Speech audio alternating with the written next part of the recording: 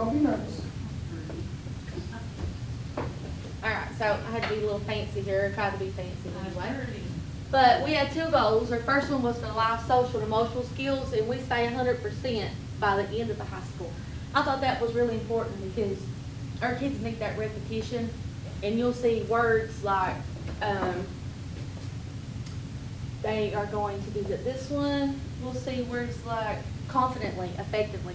I think it takes, we only have 1 senior right now, but we worked really closely with our sophomores that are juniors this year, and those words are applying to them. And you'll see in some of the pictures that I'll show that it actually seeing it and not just the data. But we were going to set and achieve personal academic goals, make informed decisions, effectively solve problems, and confidently advocate for their needs and interests in various situations.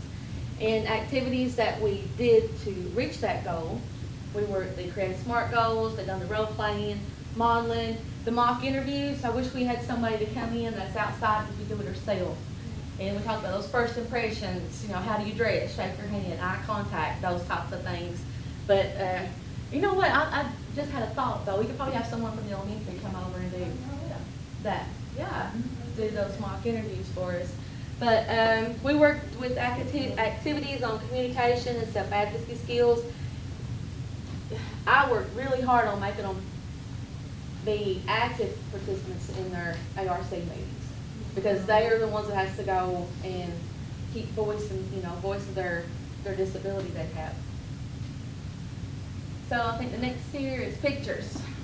This guy right here is absolutely wonderful. Every 6th period he's in here, he is wanting to get his driver's permit.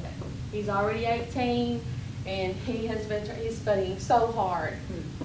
She's my senior. Put her on this one time, can't get her back on it. She just will not get back on it. And the guys though, they love it. They love it. But that is the driving simulator. It's realistic. It has different driving conditions, various types of vehicles they can drive. They can practice their CDLs. They can drive a fire truck or a police car.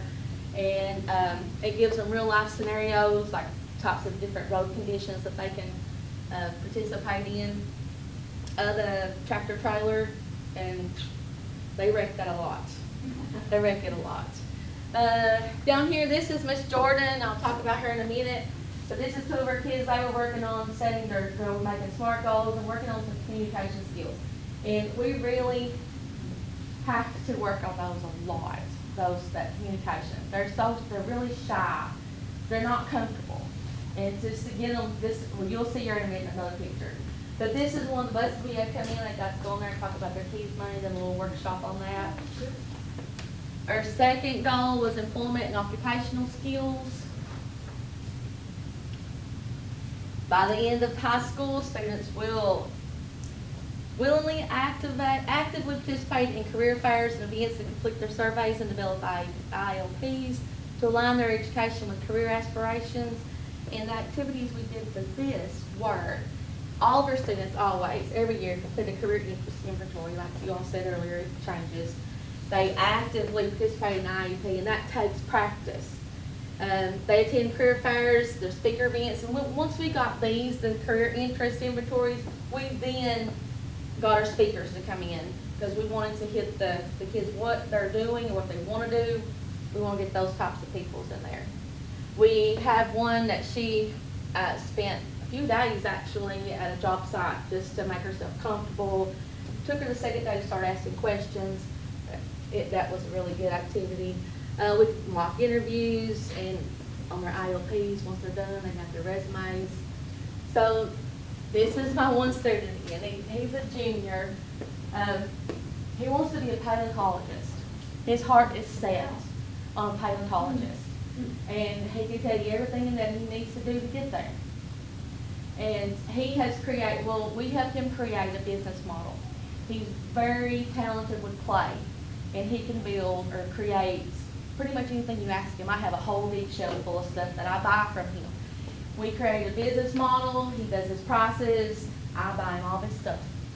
And he creates the stuff and he brings it in a little box, and he's got him a little lock box, and we worked on money skills. He can make change now when people buy from him. And he come to me the other day, he was just like, I've made $500 this school year. He was selling his little speakers. He goes, can I buy a car? And I said, well, you probably could, but it probably wouldn't be dependable. You know, so they don't know, you know, like $500, you know, it's not going to get him anywhere, you know, for what he needs. He lives with grandma. He's just the sweetest kid ever. The next photo, this guy right here last year is a sophomore. He would walk around at a career fair, never speak to nobody. He would walk around, just walk in circles. If it was table set, he was walking in circles. This year, this is his second career fair, and he was actively participating. He was comfortable enough to go ahead and do that survey he was doing, but because when I was walking around just taking some pictures, and I noticed him doing that, and he caught me looking at him, boy. And I said, look what you're doing. But he's actively participating. This one, we had a career speaker come in here and here. The National Guard, we had a few that's interested in the National Guard, and he got to come in and talk about the benefits. Him and his buddies here, where he's wanting to go into forestry. I was talking to him. This is probably one of my favorites, the last three pictures. This is their coffee cart. Now, some of y'all had a coffee cart. So, what we do is, you can see this is, they have a system here. The first time we did the coffee cart, it was very chaotic. It was, but now they run it on their own. They take orders, they prepare the orders from the sheet, and they deliver it within our school. It boosts their confidence, it teaches them leadership, they gain experience in time management, the communication, multitasking, and problem solving. And plus they're reading and they're doing measurement. So I mean, it's just an all-around great program. I mean, they come to us, when can we do it? Have we got enough stuff for us to do it? Do we need to go buy some stuff? I mean, they're ready to go. Oh, her partner. I really couldn't do all this stuff without my partner here. Her name is Jordan Mullins, and she is an employment specialist with the CWPP, which is the Community Work Transition Program. She does, you can see here what she does. She does job exploration. She has took every one of my kids, and they have extensively researched their career choice. I mean, they can tell you everything about it. She does counseling. She provides work-based learning experiences. She offers the post-secondary counseling, implements workplace readiness training for social and intimate living skills. And she also, along with me and Ms. Caldwell, do the self-advocacy skills instruction.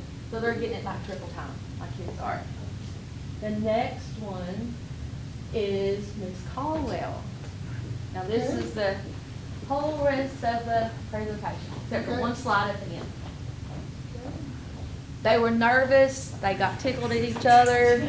Hello, my name is Denise Caldwell, and I'm a guidance counselor here at Buckhorn School.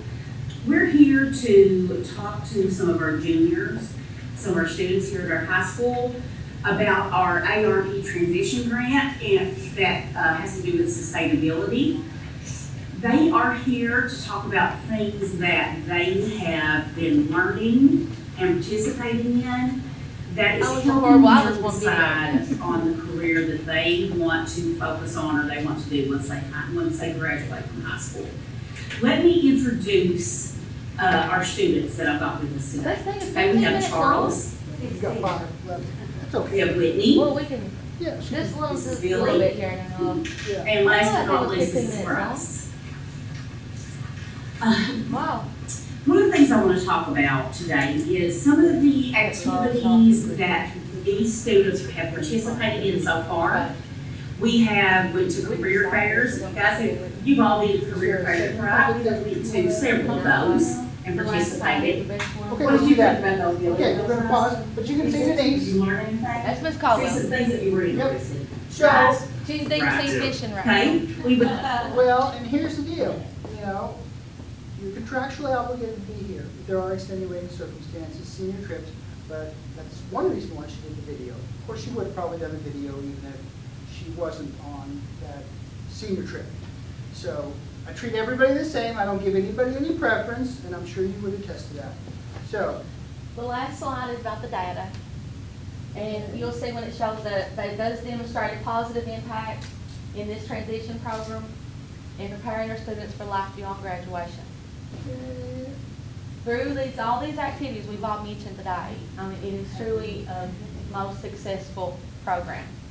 But this is, actually, that's it. yeah, Actually seeing the students grow in their knowledge and confidence, that's what it's all about. I know these when you apply for grants, you gotta have the data, Mhm. and those ones that do distribute that money, they don't get to see this like we do. But watching them build that confidence and taking the initiative and owning and actually seeing what potential they have themselves is actually what makes this most meaningful. yeah, so at Buckhorn, we're talking about hundreds of surveys. So you're surveying them for every program. So nobody can ever criticize us for not, having